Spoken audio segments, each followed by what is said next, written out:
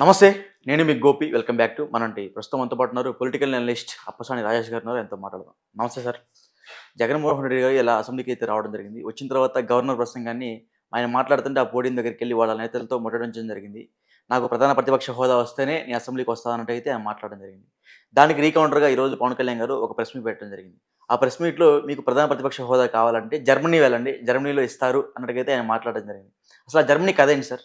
అంటే ప్రజాస్వామ్య వ్యవస్థలో ఒక్కొక్క దేశంలో ఒక్కొక్క రకమైన రాజ్యాంగం అమల్లో ఉంది. వైసీపీ ఎర్రగొండపాలెం శాసనసభ్యుడు తాడిపత్రి చంద్రశేఖర్ గారు 6% ఓట్లొచ్చిన జనసేన పార్టీ ఇవాళ ప్రభుత్వంలో భాగస్వామిగా ఉంది. 40% ఓట్లొచ్చిన మాకు ప్రతిపక్ష హోదా మీరు ఇవ్వట్లేదు అని చెప్పని ఓట్ల పర్సెంటేజ్ గురించి ప్రస్తావన చేయడం జరిగింది. వాస్తవంగా జనసేన పార్టీ తను విడిగా కంటెస్ట్ చేసి తనకొచ్చిన ఓటు బ్యాంకు తోటి తను ఇవాళ ప్రభుత్వంలో భాగస్వామిగా లేదు. ఎన్నికలకు ముందే తెలుగుదేశం, జనసేన, భారతీయ జనతా పార్టీ కలిపి అలయన్స్‌గా పోటీ చేయడం జరిగింది. అవును. అలయన్స్‌గా పోటీ చేసిన నేపథ్యంలో కూటమికొచ్చిన మొత్తం ఓటు బ్యాంకుని లెక్కబెట్టుకోవాలి తప్ప, విడివిడిగా ఒక్కొక్క పార్టీకొచ్చిన ఓట్లని ఎలా లెక్కేస్తారు? ఇవాళ కూటమిగా 57% ఓట్ బ్యాంకు ఎన్‌డీఏ కూటమికి దక్కడం జరిగింది. ఓడిన వైసీపీ పార్టీకి 39.5% ఓట్ బ్యాంక్ దక్కడం జరిగింది. 17.5% వ్యత్యాసంతో ఎన్‌డీఏ కూటమి అధికారంలోకి రావడం జరిగింది. అవును.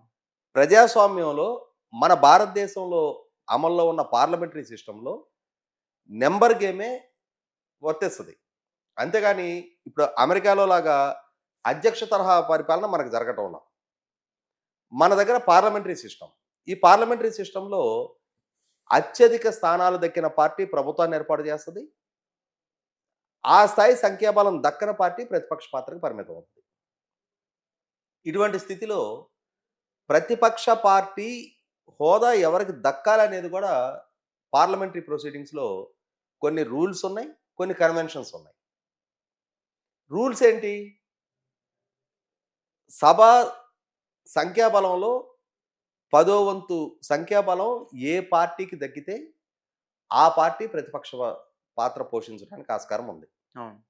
ఆస్కారం కాదు, ఆ పార్టీయే ప్రతిపక్ష స్థాయి దక్కుద్ది. గతంలో కూడా ఉమ్మడి రాష్ట్రంలో 1994 ఎన్నికల్లో 294 మంది ఆ రోజు అసెంబ్లీ సంఖ్యాబలం ఉమ్మడి రాష్ట్రంలో. హ్మ్. 294 మందికి గాను కాంగ్రెస్ పార్టీకి 26 స్థానాలే దక్కాయి. 26 స్థానాలు దక్కిన కాంగ్రెస్ పార్టీకి ప్రధాన ప్రతిపక్ష నాయకుడు హోదా ఇవ్వలా. అదే సందర్భంలో 1984 పార్లమెంట్ ఎన్నికల్లో ఆ రోజు ప్రాంతీయ పార్టీగా ఉన్న తెలుగుదేశం పార్టీ 30 మంది సంఖ్యాబలంతో పార్లమెంటులో అతిపెద్ద ప్రతిపక్ష పార్టీ. కానీ పార్లమెంటు సంఖ్యాబలంతో పోల్చి చూసుకున్నప్పుడు తెలుగుదేశం పార్టీకి కూడా ప్రధాన ప్రతిపక్ష హోదా ఇవ్వలా. ప్రధాన ప్రతిపక్ష గ్రూప్‌గా గుర్తించారు. హ్మ్. అంటే ఏంటక్కడ? సంఖ్యాబలమే నిర్దేశిస్తది. మొత్తం సభ సంఖ్యలో పదో వంతు స్థానాలు కనీసం దక్కిన పార్టీకి మాత్రమే ప్రధాన ప్రతిపక్ష హోదా దక్కటానికి సభ నియమాలు, సభ సాంప్రదాయాలు ఆ విధమైన ట్రెండ్స్ సెట్ చేసి మన కళ్ళ ముందు కనిపిస్తా ఉంది. ఇటువంటి పరిస్థితుల్లో తాడిపత్రి చంద్రశేఖరు మాకు 40% ఓటు బ్యాంక్ దక్కింది కాబట్టి మాకు ప్రతిపక్ష హోదా ఇవ్వాలి అనంటే, మీకు దక్కిన ఓటు బ్యాంకు ప్రాతిపదికగా మీకు సంఖ్యాబలం నిర్దేశించరు. 2019 ఎన్నికల్లో కూడా నాడు తెలుగుదేశం పార్టీకి 39.5% ఇప్పుడు మీకెంత ఓటు బ్యాంక్ దక్కిందో, ఆ రోజు వాళ్ళకి అంతే ఓటు బ్యాంక్ దక్కింది. హ్మ్. వాళ్ళకి దక్కిన 23 స్థానాలనేది సభ సంఖ్యాబలంలో 10% కన్నా ఎక్కువగా ఉంది కాబట్టి, నాడు చంద్రబాబు నాయుడు గారికి హక్కుగా ప్రధాన ప్రతిపక్ష నాయకుడు హోదా దక్కింది. ఆ దక్కిన సందర్భంలో నాడు నలుగురు తెలుగుదేశం శాసనసభ్యులు కన్నం బలరాం గారు, వల్లభనేని వంశీ, మద్దాళి గిరి, వాసుపల్లి గణేష్. అవును. ఈ నలుగురు శాసనసభ్యులు వైసీపీ పార్టీ వైపు ఫిరాయించిన నేపథ్యంలో నాడు అసెంబ్లీ సాక్షిగా జగన్మోహన్ రెడ్డి గారు చంద్రబాబు నాయుడు గారిని ఉద్దేశించి ఇంకొక ఇద్దరు ముగ్గురు శాసనసభ్యుల్ని గనక మా పార్టీలో చేర్చుకున్న పక్షంలో మీకు ప్రతిపక్ష హోదా కూడా దక్కదు అని చెప్పని హెచ్చరించడం జరిగింది.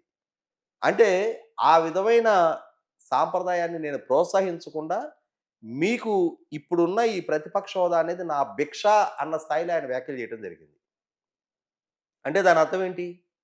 ఆ రోజు పదో వంతు కన్నా సభ సంఖ్యాబలంలో 18 పదో వంతు అంటే. అవును. దానికన్నా తక్కువ స్థాయికి మిమ్మల్ని పరిమితం చేస్తే మీకు ప్రధాన ప్రతిపక్ష హోదా దక్కదు అని చెప్పటం అనంటే 100కి 100 పాళ్ళు ఆ రోజు సంఖ్యాబలం ప్రాతిపదిక జగన్మోహన్ రెడ్డి గారు కూడా అడ్మిట్ అయినట్టే కదా!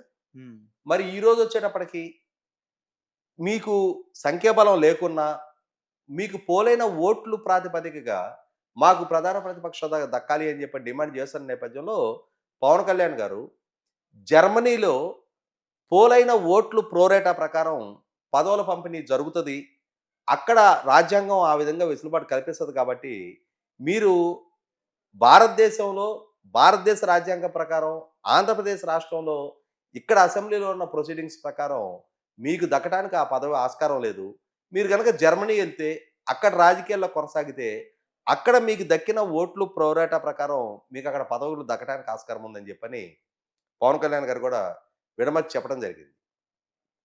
ఏ దేశంలో, ఏ రాజ్యాంగం ప్రకారం, ఏ పీపుల్స్ రిప్రజెంటేషన్ యాక్ట్ ప్రకారం వీళ్ళు రాజకీయ పార్టీగా గుర్తింపు పొంది ఎన్నికల వ్యవస్థలో పోటీ చేస్తా ఉన్నారో, ఆ రాజకీయ పక్షాలకి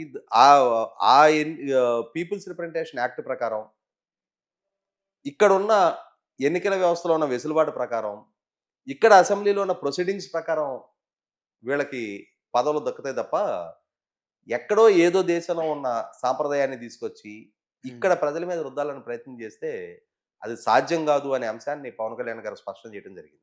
ఓకే సార్. థ్యాంక్ యూ అండి.